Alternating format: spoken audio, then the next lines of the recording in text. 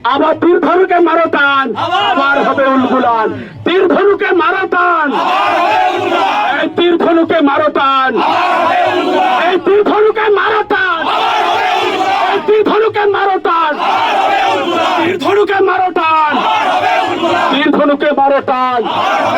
এই চাহের বোগা সন্তান কো, চাহের বোগা সন্তান কো, চাহের বোগা সন্তান কো, এই চাহের বোগা সন্তান কো। মাঝি বাবা চিৎকার, মারানাবা চিৎকার, ইউনাইটেড ফোরাম চিৎকার, ইউনাইটেড ফোরাম চিৎকার, মহল চিৎকার।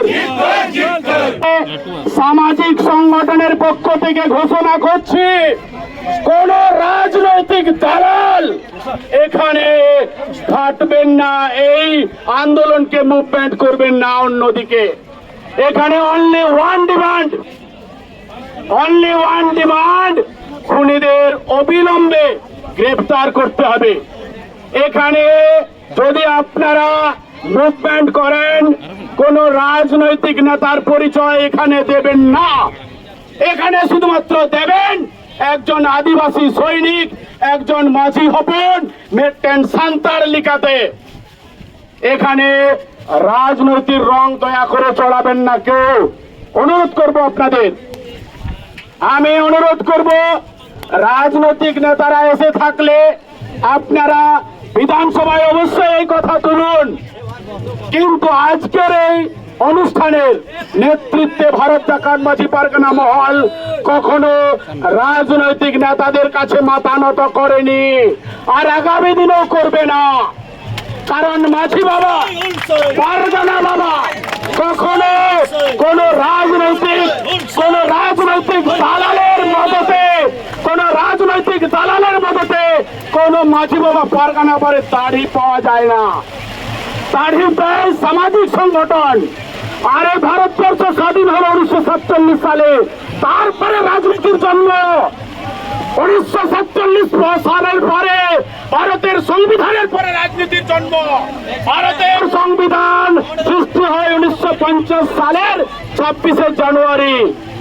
আর আমাদের তাদের বাঁচার উপায় থাকে না, তখন তারা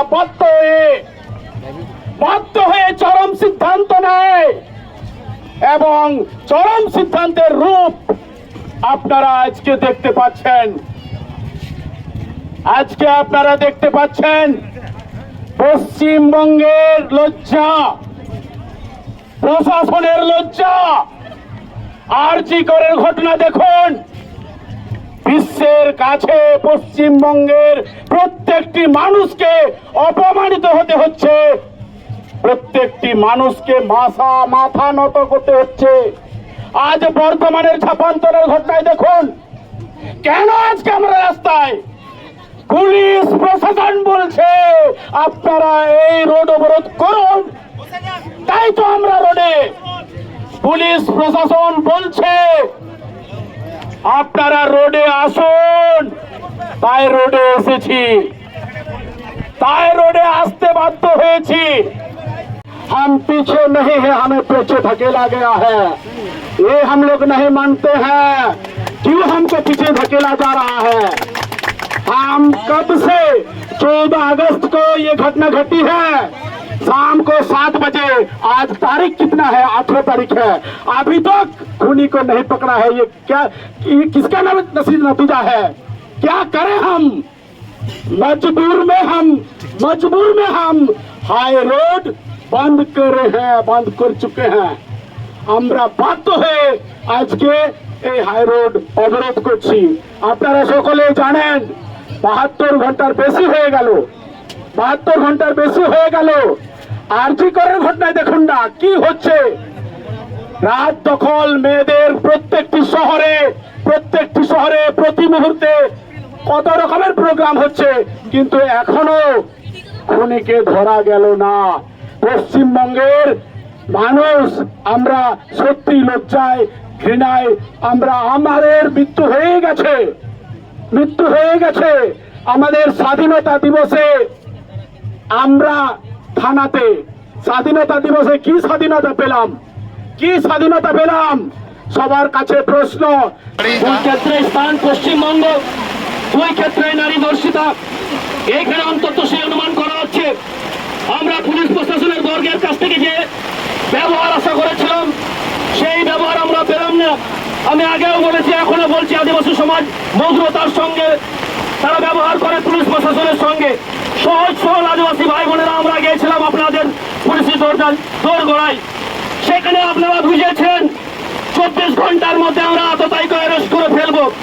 সেখানে আপনারা বলেছিলেন আমাদের দল হচ্ছে বসে আছে, যিনি হচ্ছেন আততায়ী তিনি এই মাত্র টাওয়ার লোকেশন করে আমরা তাকে ধরে ফেলেছি। প্রায় 20% আমরা মাত্র সুযোগের অপেক্ষায় আছি।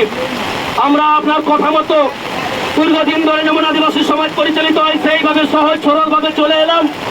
চলে আসার পর মৃতদেহ ময়না তদন্ত করে চলে এলো, জানতে পারলাম না কোন কারণে গার্ড অফ অনার দিয়ে আমার এই বোনটাকে আজকে এত সুন্দরভাবে অতই তাড়াতাড়ি তাকে দাফন করার ব্যবস্থা হলো।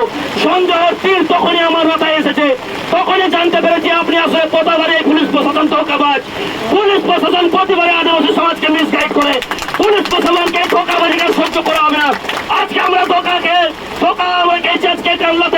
আজকে আমরা ধোঁকাবাজির শিকার হয়েছে মন্তস্তরে, আজকে আমরা ধোঁকাবাজির শিকার হয়েছে ঘোরাফের রেপ কেসের ক্ষেত্রে।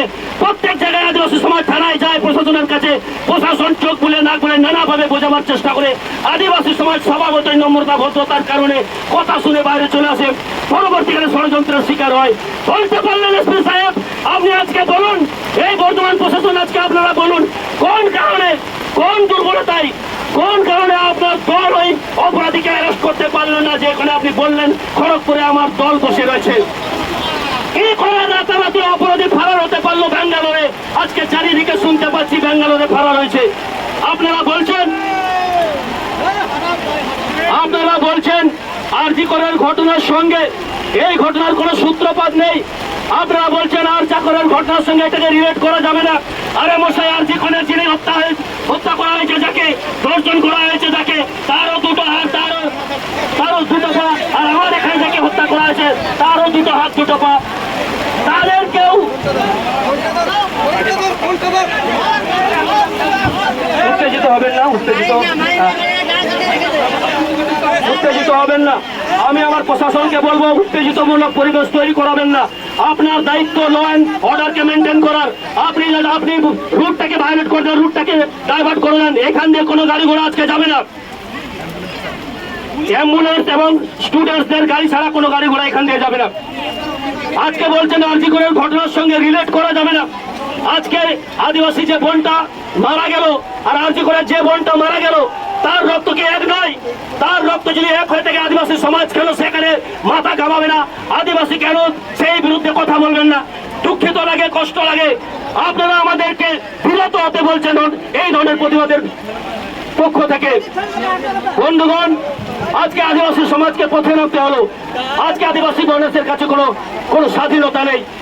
আজকে তারা চারিদিকে নিপীড়িত, নির্যাতিত, ভুলুণ্ঠিত। এই আদিবাসী সমাজকে বাঁচানোর স্বার্থে এবং तमाम পশ্চিমবঙ্গের বাসীদেরকে বাঁচাবার স্বার্থে আজকে আমরা সমবেত হয়েছি। এইখানে আমরা ঝড় জলের মধ্যে বিচ্ছি। আমি বক্তব্য শেষ করার আগে বলবো, আদিবাসী সমাজ পিওর সমাজ, আদিবাসী সমাজ ভদ্র সমাজ, আদিবাসী সমাজ নম্র সমাজ, আদিবাসী ইজ অনেস্টিফুল, আদিবাসী ইজ রেসপেক্টফুল। আদিবাসীকে আপনারা বাধ্য করবেন না যাতে করে তারা অস্ত্র হাতে তুলে নিতে বাধ্য হয়। তাদেরকে আপনারা বাধ্য করবেন না তারা খুন মার্ডার জটিল করতে বাধ্য হয়।